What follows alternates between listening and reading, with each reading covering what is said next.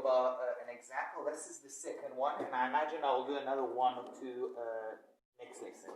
The problems become a little bit trickier and trickier. The theory is pretty simple. We just have formulas we're working with, but now we have to fill in the gaps, like certain heights and distances we are not given.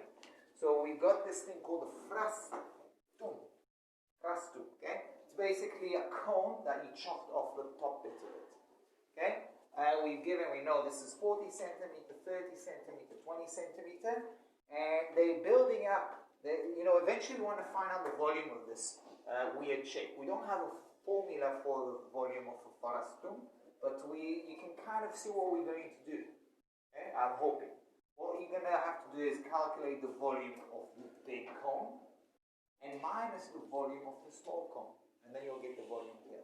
But they're building you up here. They're asking you, find the radius of the small cone. Because we can easily find the radius of the big cone. Okay, that's obviously 15. But we want to know that one. How are we going to do it? How are we going to find it out? Probably Pythagoras. Okay, don't be scared of Pythagoras. Okay? So if I know, let's have a look. This is what we're after, right? This thing. Give it another color. Red. Alright, just red working. Okay. Okay, this is what we're after. Now, you can see the triangle that we're going to work with, right? In Pythagoras, there's always a triangle, a right angle triangle. So we're looking for this small little radius. Okay? We are told that we're told that this is 20, right? This length is 20. So we're missing that length. Okay? We don't know what it is. We can't guess it. So how do I know? Right? I need to figure out perhaps this length, okay? And then minus maybe that length. Okay, I'm just going to pause it here for a second. So actually you don't even need Pythagoras here. What we need is what we learned last year, which is similar triangles. So we're going to look at this triangle. This is one triangle. And the other triangle, I'll draw in blue, is the big triangle.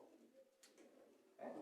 Now these triangles are similar, meaning they're not the same distance, they're not the same size, but they have equal angles, the same angle. So this angle is equal to itself. This angle is equal to that because these two lines are parallel. This and this is 90 degrees. So they're equal angle, or not equal, they're similar angle, triangles. And that means that their sides are in ratio.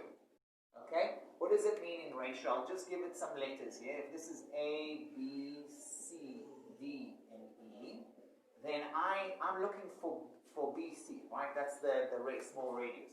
So BC divided by DE, okay, if this is E, that divided by that is going to be equal, for example, to AC divided by AE.